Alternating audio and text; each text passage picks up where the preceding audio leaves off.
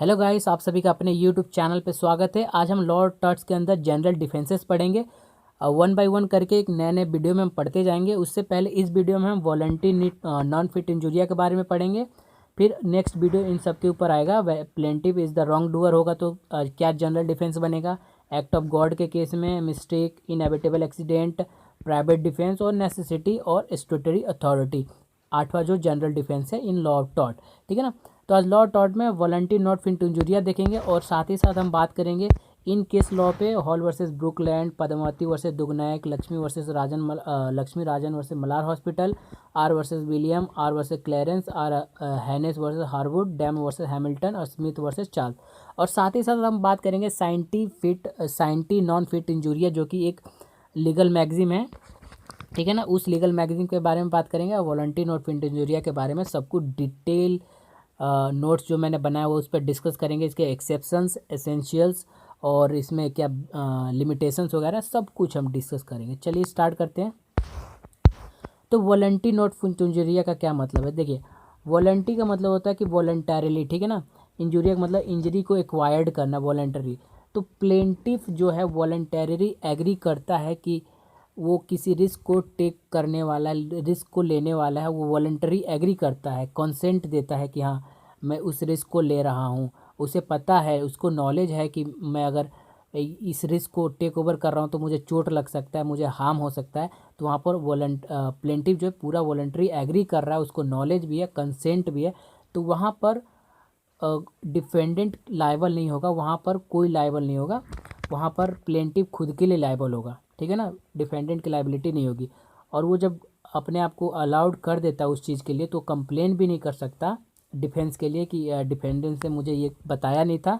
क्यों? क्योंकि प्लेंटिव को उन सब चीज़ों के बारे में पहले ही पता रहता है कि क्या रिस्क है उसके अंदर। कंसेंट किस तरीके से हो सकता है। देखिए, कंसेंट जो है प्लेंटिव इम्प्लाइडली दे सकता है ऑन द स्पॉट, जैसे जो एक्ट हो रहा है ऑन द स्पॉट उस एक्ट में वो अपना कंसेंट दे सकता है, या एक्सप्रेस दे सकता है, यानी कि पहले से उसको सब कुछ नॉलेज है और वो एक्सप्रेसली जो है कंसेंट एक्सप्रेस करता है पहले ही, ठीक। तो वॉलंटी नॉट फिट इंजुरी का ओवरऑल मतलब है कि प्लेंटिव वॉलंटरी एग्री करता है किसी हार्म को टेक ओवर करने के लिए, तो वो कंप्लेन किसी से भी नहीं कर सकता। चलिए देखते हैं केस लॉस के बारे में। Hall versus Brookland auto racing club 1932 का केस लॉ, बहुत ही इंपॉर्टेंट केस लॉ है, लॉ टॉट में आप लोगों ने पढ़ा होगा। तो यहाँ पर क्या होता है कि अब जो प्लेंटिफ होता है वो ऑटो रेसिंग, यहाँ पर ऑटो जो कि कार रेसिंग वगैरह हो रहा होता है, तो वो जाता है, टिकट परचेज वगैरह करता है और कार रेसिंग के लिए क्लब के अंदर जाता है कार रेसिंग देखने के लिए। तो वहाँ पर होता क्या है कि दो कार की कोलिजन हो जाता है और कार जो है टूट फूट के प्लेंटिव के ऊपर आ जाता है और प्लेंटिव को जो है थोड़ी सी इंजरी हो जाती है। तो यहाँ पर प्लेंटिव क्या करता है, कोर्ट के अंदर प्ली करता है कि मुझे जो है इंजरी इन लोगों के कारण हुई है, ब्रुकलैंड ऑटो रेसिंग क्लब के कारण है, तो मुझे कंपनसेशन चाहिए। तो टिकट के ऊपर टर्म एंड कंडीशन सब कुछ लिखा होता है कि यहाँ पर जो है आप वॉलंटरी एग्री कर रहे हो आने के लिए, यानी कि यहाँ पर वॉलंटी नॉट फिट इंजुरिया इज़ एप्लीकेबल, यानी कि यहाँ पर जो है प्लेंटिव को कोई भी कंपनसेशन नहीं मिलेगा, कोई भी डैमेजेस प्लेंटिव नहीं क्लेम कर सकता, ठीक है ना। हॉल वर्सेस ब्रुकलैंड में, क्योंकि वो वॉलंटरी एग्री करता है, सबको पता है कि आप ऐसे रेस में जा रहे हैं, खतरनाक रेस में जा रहे हैं देखने के लिए, उसको वॉच करने के लिए, तो वहाँ पर रिस्क है, तो वो रिस्क आप पहले से टेक ओवर कर रहे हैं, तो इसका मतलब आपको कोई कंपनसेशन नहीं मिलेगा। दूसरा केस है, ये देखिए बहुत इंपॉर्टेंट केस है कि यहाँ पर कंसेंट होता है, नॉलेज होता है, सब कुछ होता है, फिर भी यहाँ पर कंपनसेशन मिलता है। देखिए इसके अंदर हॉल वर्सेस ब्रुकलैंड में कंपनसेशन जो है नहीं मिलता, क्योंकि यहाँ पर वॉलंटी नॉट फिट इंजुरिया एप्लीकेबल है। सेकंड केस है पद्मावती वर्सेस दुगनायक 1975, ये इंडियन केस लॉ है, तो आप इसको ध्यान से पढ़िए क्योंकि ये इंडिया के ऊपर है, हम इंडिया में रह रहे हैं। तो इसके अंदर क्या होता है, सॉरी, पद्मावती वर्सेस दुगनायक के केस लॉ में क्या होता है कि एक पेट्रोल पंप पे कार ड्राइवर जो है पेट्रोल भरा रहा होता है, तो दो स्ट्रेंजर आते हैं, वो लिफ्ट लेते हैं, और लिफ्ट लेते हैं तो जब कार स्पीड में चल रही होती है, मतलब एक नॉर्मल स्पीड में चल रही होती है, तो कुछ एक्सल में, कार के एक्सल में प्रॉब्लम आता है और कार का जो है गेट टूट जाता है, और गेट टूटने के बाद एक प्लेंटिव जो है बाहर निकल जाता है और एक प्लेंटिव जो है डाइड हो जाता है। तो यहाँ पर प्लेंटिव जो है क्लेम करता है कि हमें डैमेजेस मिलना चाहिए। तो यहाँ पर देखिए, यहाँ पर कंसेंट किसने दिया था, प्लेंटिव ने कंसेंट भी दिया था, ठीक है ना। यानी कि दो जो स्ट्रेंजर थे लिफ्ट लेने वाले, उन्होंने कंसेंट भी दिया, ठीक। और उन दोनों ने वॉलंटरी एग्री भी किया कि हाँ हम हार्म लेने के लिए तैयार हैं। क्यों? बट यहाँ पर देखिए, यहाँ पर लाइबिलिटी नहीं होगी डिफेंडेंट की। क्यों? क्योंकि डिफेंडेंट की कोई गलती नहीं थी। वहाँ पर वो कार खुद ही ख़राब हुआ, कार जो है उसका डोर खुद ही ख़राब हुआ और खुद ही बाहर टूट के चला गया, इसलिए प्लेंटिव को हार्म हुआ और एक प्लेंटिव जो है मर गया। तो डिफेंडेंट की कोई लाइबिलिटी नहीं होगी, डिफेंडेंट की लाइबिलिटी नहीं होगी, इसलिए वॉलंटरी नॉट फिट इंजूरिया जो है यहाँ पर एप्लीकेबल होगा और प्लेंटिव कुछ भी डैमेजेस क्लेम नहीं कर सकता, क्योंकि वो एग्री हुआ था उसके कार में जाने के लिए। डिफेंडेंट ने नहीं बोला था कि आप आइए बैठिए, ठीक है ना। तो इसके अंदर वॉलंटरी नॉट फिट इंजूरिया जो है एप्लीकेबल होगी। पद्मावत वर्सेस दुगनैक के अंदर भी वॉलंटरी नॉन फिट इंजूरिया जो है एप्लीकेबल होगा, ठीक। देखिए, वॉलंटरी नॉट फिट इंजूरिया का हम एसेंशियल्स की बात करते हैं, इसका मतलब महत्वपूर्णता क्या है और इसके बेसिक रूल्स क्या हैं। तो सबसे पहले कंसेंट मस्ट बी फ्री और consent obtain bye fraud. Essential है कि कंसेंट जो है फ्री होना चाहिए, ठीक है ना, ठीक। कंसेंट फ्री होना चाहिए, यानी कि कंसेंट किसी के कंपल्जन में नहीं देना चाहिए, किसी के कोर्सियन में जो है कंसेंट नहीं ऑब्टेन होना चाहिए। जैसे कि देखिए, लक्ष्मी राजन वर्सेस मलार हॉस्पिटल, यहाँ पर क्या होता है कि एक 40 साल की महिला होती है जिसका ब्रेस्ट लंप होते हैं, उसको सर्जरी करके रिमूव करना होता है, बट हॉस्पिटल क्या करते हैं, वो यूट्रस रिमूव कर देते हैं। तो जब महिला को पता चलता है उसका यूट्रस जो है रिमूव हो गया है, तो वो केस करती है और वो डैमेजेस क्लेम करती है। तो कोर्ट जो है डैमेजेस दिलवाता है। क्यों? क्योंकि वहाँ पर जो है कंसेंट फ्री तो है, ठीक है ना, और वॉलंटरी एग्री रिस्क भी किया है। वो जो महिला है उसने रिस्क लेने के लिए भी तैयार है। लेकिन यहाँ पर क्या है कि हॉस्पिटल की डिफिशियंसी ऑफ वर्क, यानी कि नेग्लिजेंट रॉन्गफुल मिसकंडक्ट किसका है, हॉस्पिटल का है। उनको ब्रेस्ट लंप निकालना था, वो उन्होंने यूटेरस निकाल दिया। इसका मतलब ये थोड़ी कि वॉलंटरी नॉन फिट इंजूरिया जो है आप अप्लाई कर देंगे और आप उस चीज़ से बच जाएंगे गलती करके भी। तो गलती यहाँ पर यूटेरस उन्होंने निकाल के रॉन्गफुल मिसकंडक्ट किया है, इस चीज़ को ध्यान रखिए, रॉन्गफुल मिसकंडक्ट, ठीक है ना, रॉन्गफुल मिसकंडक्ट या नेग्लिजेंट वर्क किया है हॉस्पिटल के डॉक्टर्स ने। तो यहाँ पर हॉस्पिटल्स की लायबिलिटी होगी और जो महिला है उसको कंपनसेशन दिया जाएगा।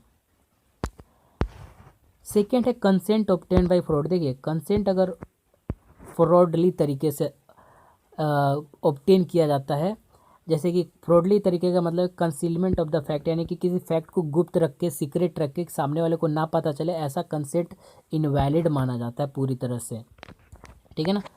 इस पर एक लीगल मैक्सिम वर्क करता है, एक्स तुर्पी कॉजा नॉन उरितर एक्शो, ठीक है ना। इसे अच्छा आप अच्छे से जो आप पढ़ लीजिएगा इस लीगल मैक्सिम को, मैं बोल नहीं पा रहा। तो इसका मतलब होता है immoral cause no action arise. अगर इमोरल कॉज है तो कोई एक्शन नहीं लिया जाएगा, ठीक। तो देखिए, आर वर्सेस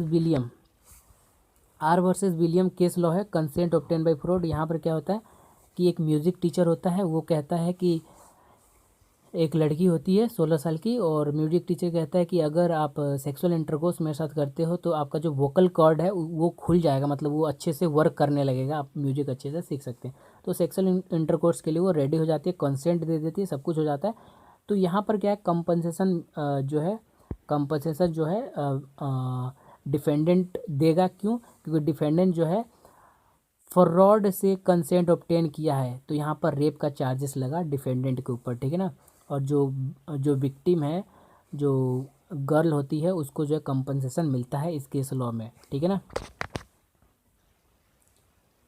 यहाँ पर कंसेंट देने का मतलब नहीं है कि आप कुछ भी कर सकते हैं, यहाँ पर फ्रॉड से कंसेंट दिया है, यानी कि यहाँ पर वॉलंटरी नॉट फिट इंजूरिया जो है एप्लीकेबल नहीं होगा, ठीक। नेक्स्ट क्वेश्चन है, नेक्स्ट क्वेश्चन नहीं है, नेक्स्ट केस लॉ है आर वर्सेस क्लेरेंस 1888 का केस लॉ है।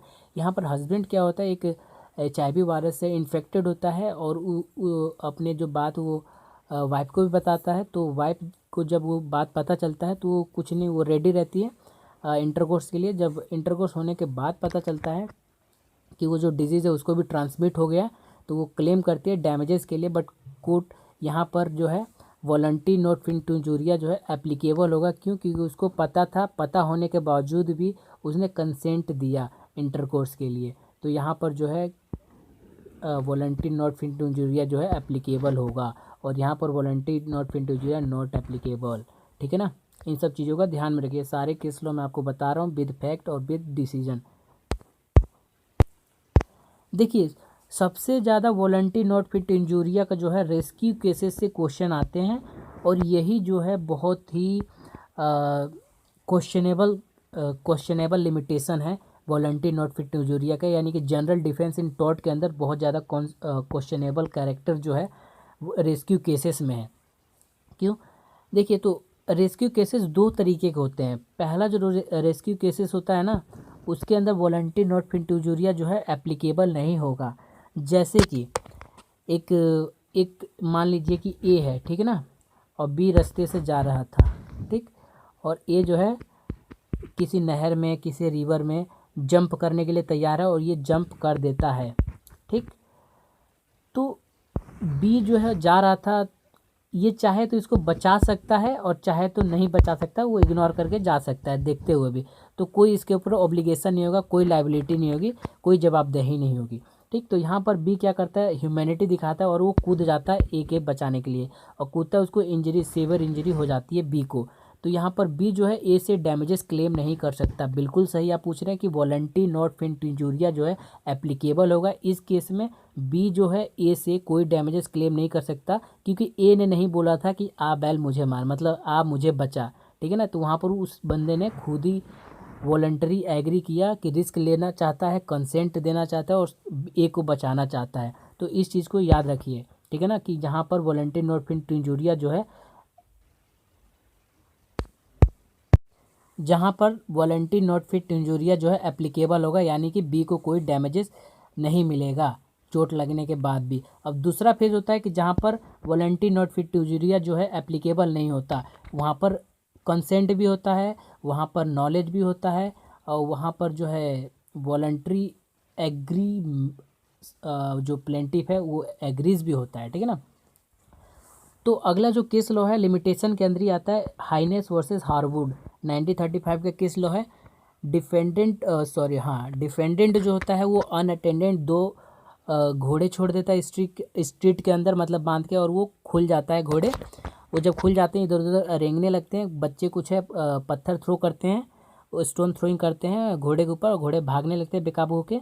तो एक पुलिस मैन होता है, वो पासी के चौकी में वो बैठा होता है, और वो देखता है कि ये तो लोगों को चोट लग जाएगी, घोड़े दौड़ रहे, तो वो बचाने की कोशिश करता है पुलिसमैन, और बचाने की कोशिश में उसको चोट लग जाती है पुलिसमैन को, ठीक है ना।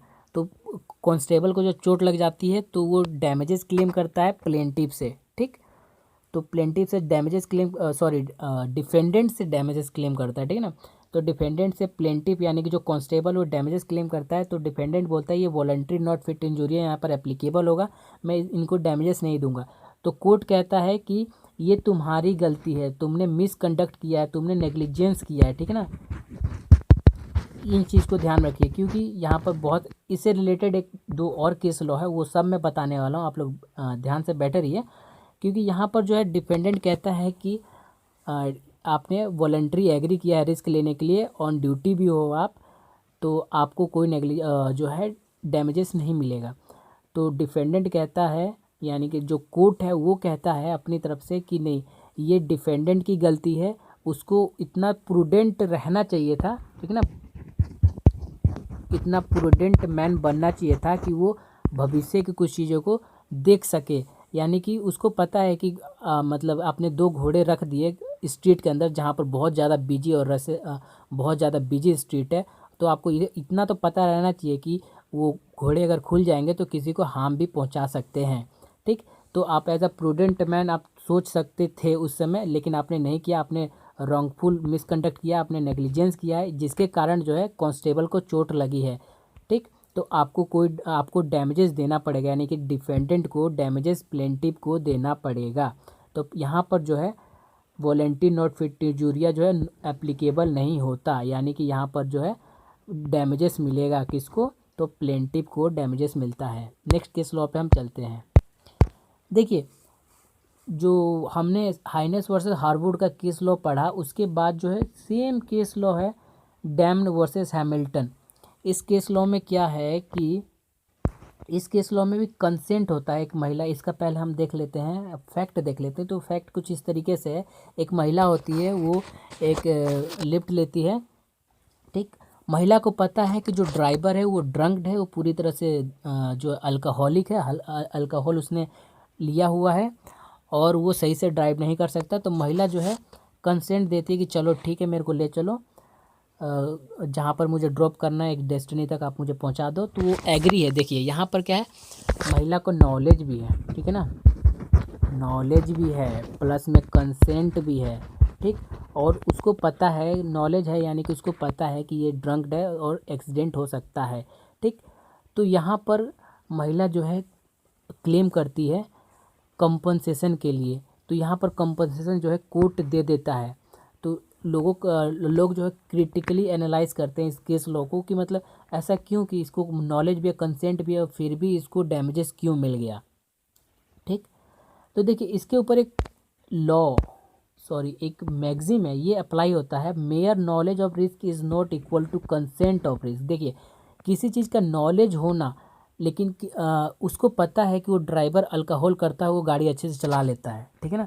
बहुत सारे बस ड्राइवर्स होते हैं, ट्रक ड्राइवर्स होते हैं कि वो अच्छे अल्कोहल लेते हैं रात को, क्योंकि उनको नींद ना आए, ठीक।